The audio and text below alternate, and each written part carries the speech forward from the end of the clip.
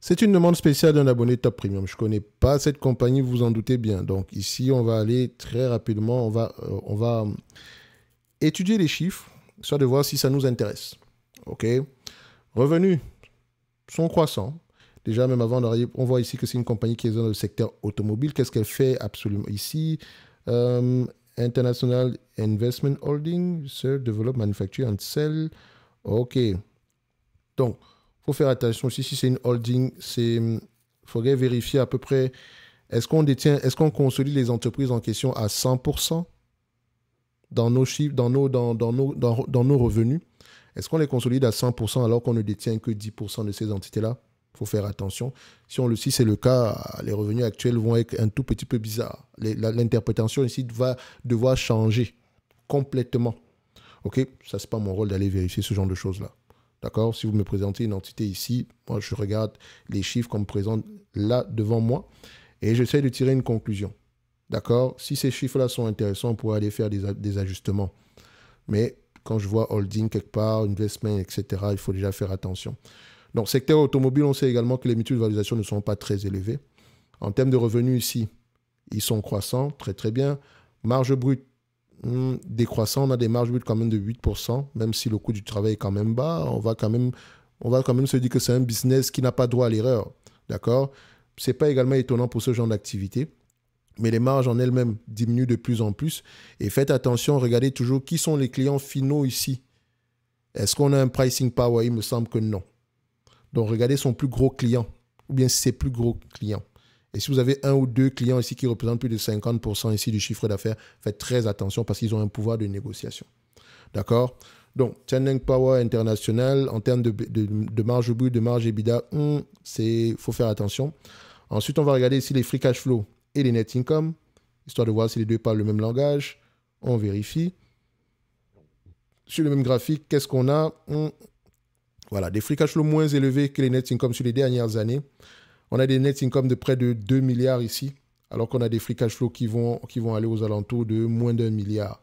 Donc, qu'est-ce qu'on fait avec ces free cash flow-là? Parce que nous, ce qui nous intéresse sont les free cash flow. Enfin, on se dit même moins d'1 milliard. Sur les 5 dernières années ici, c'est à peu près 600 millions, alors qu'on a des net income aux alentours ici d'1 milliard et poussière. De plus de 2 milliards 500, on peut même le mettre ici, comme ça. Voilà. Et voilà, donc 1 milliard 800. Donc, on s'entend déjà que ça va être compliqué. Où va l'argent? Où va le 1 milliard 300 manquant ici? Il va où? Est-ce qu'on dépense ici pour améliorer ici la production, en construisant de nouvelles usines, des choses comme ça? Je n'en sais rien. Est-ce qu'on vend beaucoup à crédit? Et si c'est le cas, à qui est-ce qu'on vend à crédit? Est-ce que la personne en question ou bien l'entité en question est solvable? Mais moi, quand je vois ceci, ça va être très difficile de payer des mutualisations au-delà de 10. Et encore, les entités, ça c'est quoi? C'est côté où? À Singapour, si je ne me trompe pas. Il faut faire attention. Surtout ici, si ces entités-là vous disent qu'elles ont de l'argent, il faut bien vérifier ici qu'elles redistribuent le cash. D'accord? Donc, ensuite, on a vu que les marges brutes, question.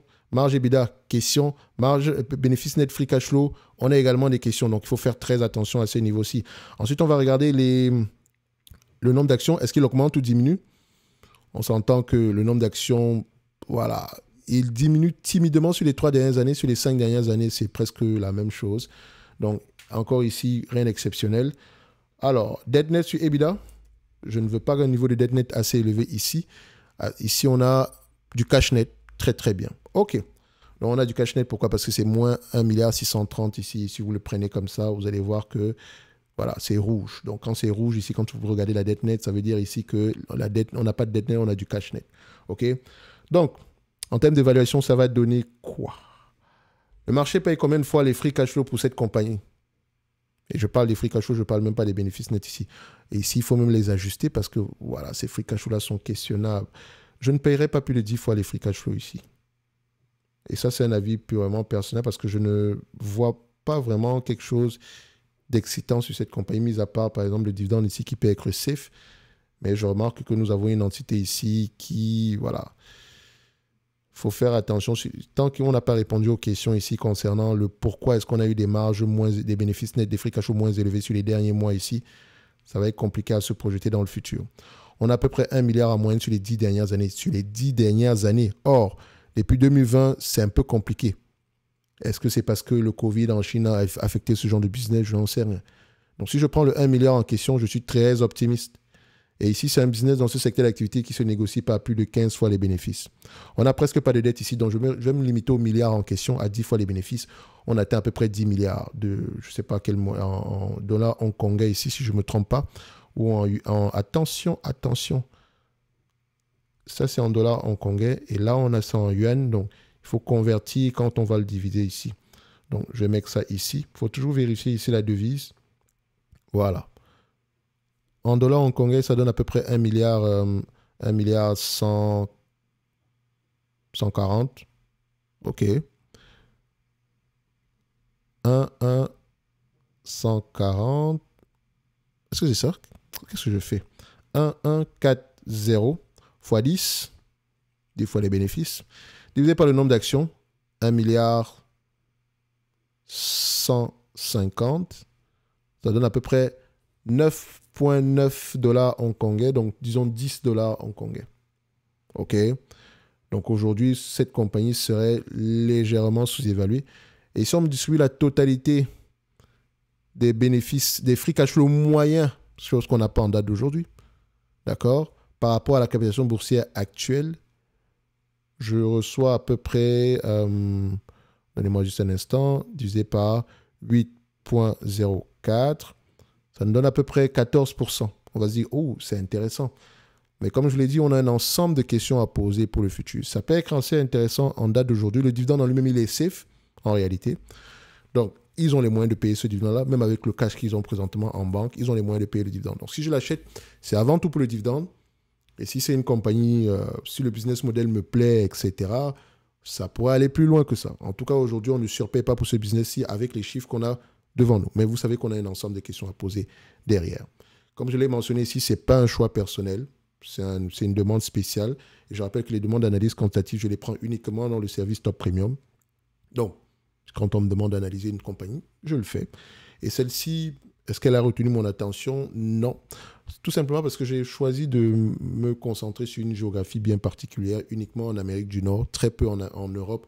Et peut-être que l'Asie va m'intéresser un jour, je n'en sais rien. Quoique, j'ai bien aimé la compagnie Quecho Mutai, qui m'intéresse bien. D'accord? Donc, pourquoi pas un jour. Mais pour le moment, ici, voilà, ça ne va pas représenter une grosse partie de mon portefeuille. Dans tous les cas de figure, cette compagnie, si ça vous intéresse, allez-y creuser en profondeur. Mais faites toujours attention ici, surtout les compagnies asiatiques. Vérifiez bien que le cash que les entreprises ont en banque, que ce soit du vrai cash ici, dans le sens où, enfin, quand je dis du vrai cash, si c'est une entreprise qui est rentable, elle doit racheter des actions.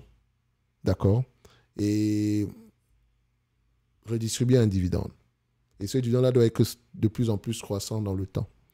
Ici, comme je l'ai mentionné, c'est un dividende plutôt stable qui a tendance à augmenter année après année, mais depuis à peu près 2016, on a à peu près des niveaux on a un dividende qui augmente légèrement année après année, ce qui n'est pas plus mal.